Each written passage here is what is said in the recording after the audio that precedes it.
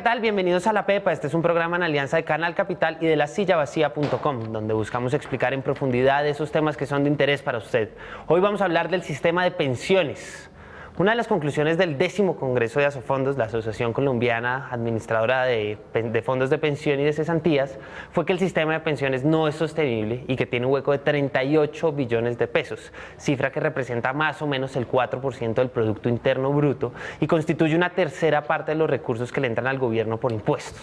Por otro lado, de los 22 millones de colombianos activos, solamente el 7.8 millones, solo 7.8 millones, cotizan, una cifra que representa cerca del 65%. Es claro que este sistema tiene que tener una reforma profunda, sobre todo si se tiene en cuenta que la población es cada vez más vieja y que se espera que para el 2030 solo haya 4 trabajadores por cada adulto que ya no aporta al sistema. Para entender cómo funciona el sistema de pensiones, a qué se debe este hueco y qué debería tener una reforma para que esto funcione, invitamos a 2 expertos en el tema. Ellos son Santiago Montenegro, él es presidente de Asofondos, él es exdecano de la Facultad de Economía de la Universidad de los Andes y también fue director del Departamento de Planeación Nacional. Bienvenido. Un gusto estar acá, un saludo a todos los oyentes. Y también tenemos invitado al profesor Óscar Rodríguez, él es profesor universitario, es economista y tiene un doctorado en ciencias económicas, ha estudiado este tema también muy de cerca. Bienvenido. Muy buenas noches a toda la teleaudiencia y gracias por la invitación. Con estos 2 expertos vamos a ver qué saben los que saben.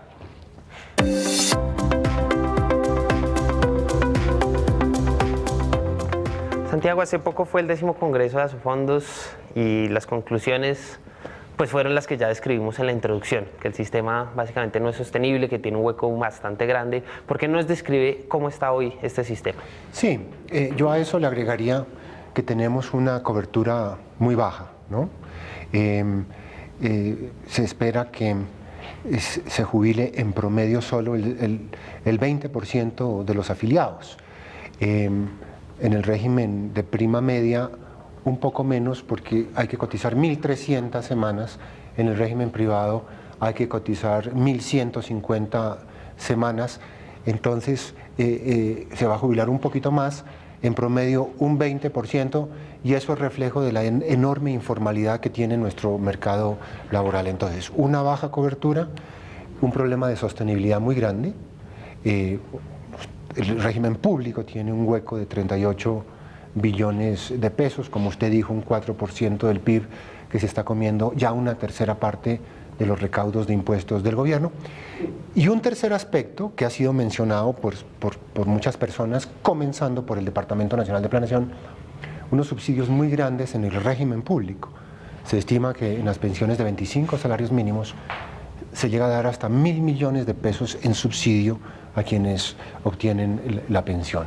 Entonces son esos 3 problemas: baja cobertura, no es sostenible el régimen público como está hoy diseñado, y un problema de desigualdad también muy grande. Ya entraremos a discutir los pormenores de cada uno de esos aspectos que usted dice, pero profesor, ¿usted por qué no nos ayuda a describir desde su punto de vista este panorama?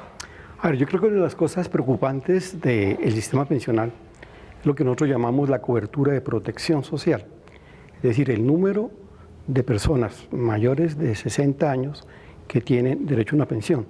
Efectivamente, aquí el porcentaje es muy bajo. Eso pues, es parte de lo que nosotros consideramos que un régimen pensional que hace parte de los sistemas de protección social, fundamentalmente es política social que debe ser sostenible. Ya discutiremos las diferentes alternativas para poderlo sostener. Y sobre el problema de la inequidad, es un debate muy interesante, porque efectivamente lo que anota Santiago a propósito de la inequidad del sistema público, donde quienes reciben los grandes subsidios es el 0.65% de aquellos que se han afiliado y que es un grupo muy pequeño, porque efectivamente las pensiones en el sistema de prima media son alrededor del 75% entre 1 y 2 salarios mínimos. Ese es un punto. Ahora yo creo que en el debate podríamos traer otra definición de inequidad, que son las que han venido avanzando Cecilia López, Eduardo Lora y las investigaciones del Grupo de Protección Social. Porque, como lo dice bien Eduardo Lora, hay un término en la inequidad que es muy importante verla, y es un poco el papel que juega el sistema de ahorro individual. De acuerdo a Lora y a Cecilia López, el sistema de ahorro individual capta los aportes de los afiliados al sistema pensional. Esos aportes llegan a los fondos privados y entre el portafolio de inversiones que tienen los fondos privados se lo vuelven a prestar al gobierno.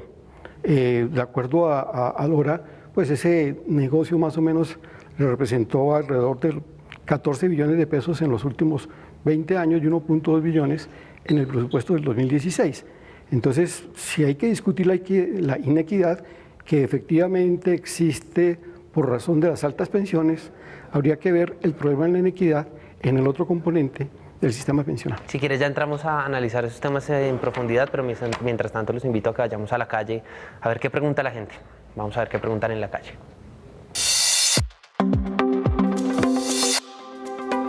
Y mi pregunta es, ¿los jóvenes algún día en Colombia nos llegaremos a pensionar?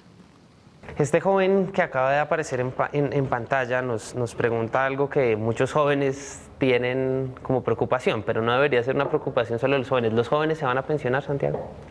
Los jóvenes se van a pensionar si cotizan regularmente a lo largo de su vida laboral, ¿no? Para jubilarse en el régimen público de pensiones en prima media hay que cotizar 1.300 semanas. Para jubilarse en el régimen privado hay más alternativas. Si usted tiene el capital suficiente para financiar una pensión de salario mínimo, se jubila. Si no tiene el capital, tiene otra opción, es haber cotizado 1.150 semanas o tener la edad de jubilación. Mujeres 57 años, hombres 62. Claro, que ahí tal vez toca dar un paso atrás y es cómo funciona hoy el sistema. ¿En qué consiste el sistema hoy brevemente? Porque sí... Nos podríamos complementar con Oscar, pero básicamente, digamos, en Colombia, y me parece bien hablar del sistema de protección a la vejez, porque no solo es la parte de pensiones. Hay lo que podemos llamar un pilar solidario, que es el programa Colombia Mayor. Es para las personas de muy bajos ingresos, que reciben 60.000, 70.000 pesitos cuando llegan a la edad adulta, ¿no? Eso es un subsidio puro, no contributivo. Luego viene una capa de un sistema semicontributivo que se llama los BEPS, Beneficios Económicos Periódicos. Eso fue creado por el Acto Legislativo 01 del 2005 y fue reglamentado por el gobierno del presidente Santos. Es un pilar de ahorro individual con capitalización para personas de ingresos bajos, más un subsidio del 20% a quienes alcancen a jubilarse, digamos así, aunque no se le pueda llamar jubilación. Luego viene el pilar contributivo propiamente dicho, que es un poco sobre lo que vamos a hablar. Y en Colombia hay una situación muy especial. En la parte contributiva hay dos regímenes que compiten uno con otro, no se complementan, ¿no? Uno de ahorro individual, donde la gente cotiza a una cuenta individual y con eso forma su pensión a lo largo de su vida laboral, y un régimen de reparto, aquí lo llamamos de prima media, en el cual la pensión se va pagando con lo que cotizan los trabajadores directamente, ¿no? Y encima de eso hay un pilar voluntario, ¿no? Que la gente contribuye voluntariamente a quien quiera tener un complemento para su pensión de vejez. O sea, ¿quién maneja esto? Hay un elemento que preocupa mucho.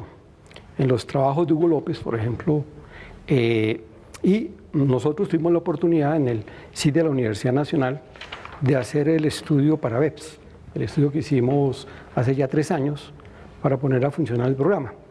Una cosa preocupante en el país es cuando a través de las encuestas que aplicamos en BEPS o la explotación de la encuesta integrada de hogares, que en un trabajo que hizo Hugo López para el Banco de la República, se le preguntan a las personas qué están haciendo para la vejez. Y las sorpresas son muy grandes, porque uno encuentra que alrededor del 53%, y obviamente la cifra es mayor en el sector rural, no están haciendo nada. Solamente un 23% están cotizando a algún sistema de pensiones. Hay otra parte, pero muy pequeña, que está ahorrando, y hay otro, que es sobre todo en el sector rural, que están preparando a sus hijos para que cuando lleguen a la edad de trabajo los puedan mantener cuando lleguen a la edad que se retiran del mercado de trabajo. Eso es lo que llamamos nosotros la solidaridad intergeneracional. Luego, el panorama es bastante preocupante, porque si el 53% no están haciendo nada para la vejez, en la próxima generación vamos a tener adultos mayores en situaciones de pobreza. Y eso sí es preocupante para una sociedad. Pero hay además otro elemento que me parece importante. Pues hay un problema de cultura de seguridad social. ¿Sí? Es decir, que no se preparan para el momento en el cual uno ya no puede estar más en el mercado de trabajo. Pero el asunto también es un problema de solidaridad en términos con una generación que trabajó, que aportó al país y que cuando llega a la edad de incapacidad de retirarse del mercado de trabajo no tienen una manera de sobrevivir, salvo si van de la familia, salvo si quedan en condiciones de pedir limosna, etc. Entonces, esto es un tema que debe llamar la atención para una política pública que logre anticiparse y proteger a los ancianos. Claro, ya discutimos como las propuestas que ustedes podrían llegar a traer. Una cifra que es bastante fuerte, y es que de 22 millones que podrían o deberían cotizar, solo 7.8 millones lo hacen, son 65% más o menos. ¿Por qué pasa esto y cuáles son las consecuencias, Santiago? Sí. Es la informalidad laboral, o sea, en Colombia hay unos 22 millones de ocupados, hay unos 2 millones más desempleados, o sea, los activos, lo que se llaman los trabajadores económicamente activos son unos 24 millones. Y de todos esos, alrededor de unos 8 millones, solo 8 millones están cotizando a pensiones. La diferencia son los informales, o sea, eso es una definición de informalidad, ¿no? Que es como un 65% en promedio. Ellos no están cotizando. Y entre los que cotizan, son muy pocos quienes lo hacen regularmente, ¿no? Esto hace que la cobertura esperada en pensiones va a ser muy baja, solo un 20% de esos 8 millones que hoy están cotizando. O sea, que detrás de todo... ¿Esto también genera un hueco en el sistema o no pues necesariamente? ¿Por qué? ¿En qué sentido? No, porque tenemos un sistema de reparto en el que las pensiones no son proporcionales a lo que la gente cotizó durante toda la vida. O sea, hay más gente pidiendo pensión que gente cotizando entonces, digamos, si a usted le cotizan, le calculan una pensión sobre los 10 últimos años, ¿no? No más, y no es en proporción a lo que cotizó toda la vida, y mucha gente, sobre todo los de más altos ingresos, tienen la capacidad de subir el salario al final de su vida laboral. Entonces va a haber un desequilibrio, ¿no? Y eso no se vuelve sostenible. Pero el problema es más de fondo. El problema de los sistemas de reparto en el mundo es más de fondo. Es la transición demográfica. Hoy en día, por ejemplo, le voy a dar las cifras de Colombia, hay 6 trabajadores activos por cada adulto mayor, digamos. Haciendo un esfuerzo, subiendo las cotizaciones un poquito, el sistema podría estar en equilibrio, o sea, que los que coticen financien a los adultos mayores, ¿no? 6. Pero cada vez hay más viejos y hay menos jóvenes. Entonces, en el año 2030 va a haber 4 nomás. Y en el año 2060 solo va a haber 2. ¿Qué implica esto, Oscar? O sea, con 2 cotizando, no se financian las pensiones de los viejos. Y ese es el problema que enfrenta el mundo en este momento. Oscar, ¿qué implica esto? ¿Qué se ha pensado al respecto de ese cambio de la curva demográfica? Sí, no, evidentemente la curva demográfica afecta a un sistema pensional. Pero quiero volver a una cosa que me parece importante. A ver, hay un debate internacional que lo planteó Stiglitz, después lo planteó la OIT y que lo recoge un documento que llamaría la atención para que se leyera por parte de los expertos, que es el panorama de pensiones del 2015 de la OCDE. El lenguaje que se utiliza y que utiliza los economistas de esta organización es que nosotros tenemos 2 sistemas. Un sistema que llamamos de cotizaciones definidas y otro sistema que llamamos de prestaciones definidas. El sistema de cotizaciones definida es el que se mueve los fondos privados de pensiones. Es decir, que se sabe cuánto se cotiza, pero no se sabe cuál es la pensión final, porque la pensión final va a estar determinada por la rentabilidad y en momentos de globalización financiera es un dato muy volátil. El otro, que se llama de prestaciones definidas, es el que manejan los sistemas de reparto que están en 19 países de la OCDE. El de cotizaciones definidas solamente está en 9. El de prestaciones definidas es un sistema en el cual uno sabe de antemano cuál va a ser su nivel pensional, de 1.300 semanas, el 65%, ajustes por cada 50 semanas, de modo que las reglas del juego están claras.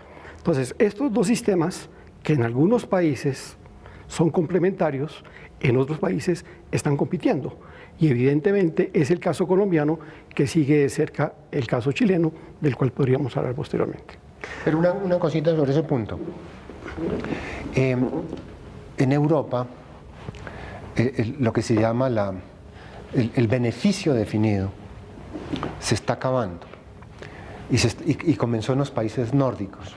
Siguen siendo sistemas de reparto, pero ya no son de beneficio definido. ¿Por qué? ¿Por qué se está acabando? Porque se vuelven insostenibles, claro, por la misma razón. De la edad. Está el caso de Suecia. En Dinamarca ya tienen ahorro individual.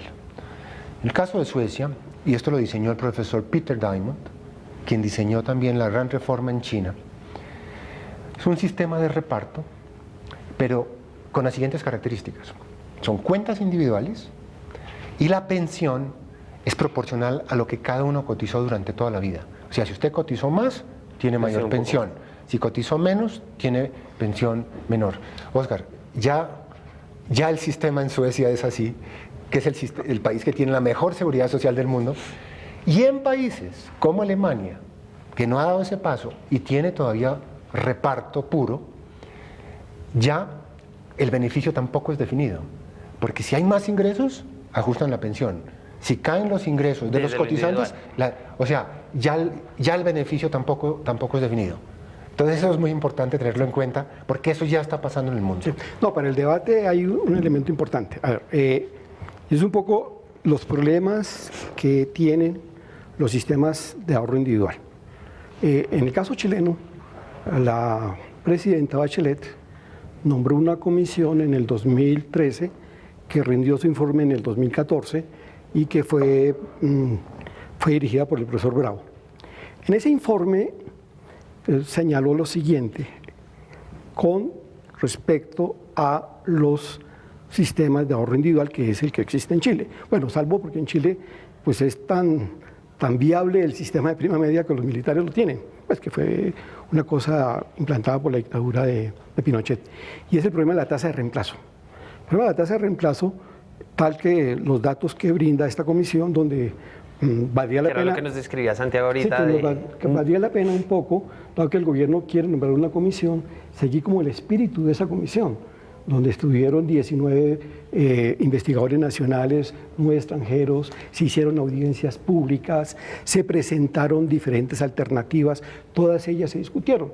En el estudio que hace esta comisión, muestra que el problema de la tasa de reemplazo en Chile es muy preocupante, porque es una tasa de reemplazo entre el 28 y el 45% del último salario devengado por los que estaban afiliados al sistema de capitalización. Eso ha conducido, ya termino, eso condujo a las grandes protestas, que la señala New York Times, el periódico El Mundo, de grandes movilizaciones en los cuales los chilenos salen a decir no más fondos privados de pensiones, con otro elemento, ¿cierto? Y es que gran parte de los pensionados, al tener ese 30% de tasa de reemplazo, lo que cambia uno pensión por su salario, ni siquiera alcanza al nivel del salario mínimo. Entonces, lo que yo quiero decirle a Santiago es que efectivamente los ajustes son tanto en el uno como en el otro, ¿sí? Es decir, porque hay deficiencias por factores demográficos, por el problema de la viabilidad financiera, etc. Quiero pasar a un tema... Pero ese punto me parece muy importante. Adelante. Lo de Chile, ¿no? Y lo tratemos acá y lo discutamos. Porque hay, digamos, 3 diferencias muy grandes entre lo que pasa en Chile y en Colombia. Primero, en Chile solo se cotiza el 10%, sí, va a la cuenta individual. De los trabajadores. Aquí va el 11.5%. Eso parece poco, pero eso hace una diferencia que puede estar entre el 25 y 30% en el largo plazo en la pensión. Segundo, en Chile la cotización la hace el trabajador. Aquí, 3/4 partes la hace el empleador. Eso es una diferencia muy grande. Y la tercera gran diferencia es que en Chile no tienen fondo de garantía de pensión mínima. Claro. Aquí sí lo hay, ¿no? Entonces, como dice Óscar, hasta el 80% de todos los trabajadores cotizan hasta 2 salarios mínimos, lo que quiere decir que la pensión mínima tiene una tasa de reemplazo de por lo menos el 50%, y en el mayor de los casos para ese contingente va a ser cercano al 80, 90%. En Chile, como no tienen fondo de garantía de pensión mínima, hay pensiones de $5, de 15.000 pesos, de 20.000 pesos. ¿Usted sabía eso? Porque allá le dan pensión si usted ha cotizado 1 año, o 2 años, o 3 años. Entonces, claro, cuando usted promedia esas pensiones de 15.000 pesitos con las pensiones de 1 millón de pesos o más, pues le da un promedio muy bajo. Ese problema no existe en Colombia, Óscar, y eso es muy importante resaltar. ¿Alguna Los invito, anotación? entonces, si nos acaba el tiempo, los invito a que vayamos a la pepa de este asunto.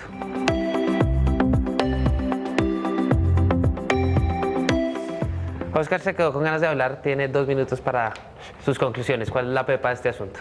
La pepa de este asunto es que efectivamente la sociedad, a través de su Estado, debe buscar una reforma pensional que tenga como norte las condiciones de vida de la tercera población, de la edad de los adultos mayores, ¿cierto? Y aquí hay una cantidad de posibilidades. Hay una posibilidad de lo que llaman los pilares. Es necesario una política de protección que el Estado garantice eso lo ha planteado la CEPAL, garantice a la población que no ha logrado cotizar un subsidio que les dé una vida digna, pues. Es necesario buscar los mecanismos de una pensión básica que puede ser administrada por un sistema público. Pues nuestra propuesta es 4 salarios mínimos, y aquellos que quieran tener pensiones por arriba, pues están los fondos privados de pensiones complementando eso. Me parece que uno de los graves defectos de la Ley 100 fue poner a competir a estos dos esquemas, que al final pues fueron los que dispararon el déficit fiscal por el bono pensional, por la insostenibilidad, etcétera. Santiago, ¿cuál es la pepa de este asunto? ¿Cómo hace que este sistema sea sostenible, que haya mayor cobertura y sobre todo que no haya tanta inequidad en el sistema mismo?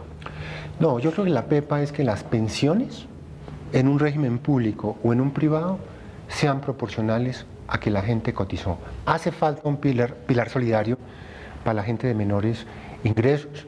Y yo lo que diría, la pepa de este asunto es que este debate, como lo tuvimos hoy, lo continuemos haciendo y dando con datos de frente a la opinión pública y poniendo las cifras sobre la mesa. Yo por eso celebro mucho esta invitación y creo y lo invito a Óscar y a otros colegas de todas las orientaciones e ideologías a que sigamos haciendo este debate por el bien de Colombia y sobre todo por el bien de las próximas generaciones, por nuestros hijos y por todos los que vendrán después. Pues la idea de este programa es justamente eso, que podamos explicar con serenidad, con argumentos, la pepa de los asuntos que son de interés para la mayoría. Muchas gracias por haber aceptado esta invitación, y a todos ustedes recuerden que la pepa es un programa en alianza de lasillavacía.com y de Canal Capital. Pueden escribirnos a nuestras cuentas, @lasillavacía, @Canal Capital, y la del programa, @lapepa_oficial, y cuéntenos qué tema quieren que tratemos con 2 expertos como los de hoy. También este programa queda en YouTube, tanto del canal como de La Silla Vacía, para que ustedes puedan compartir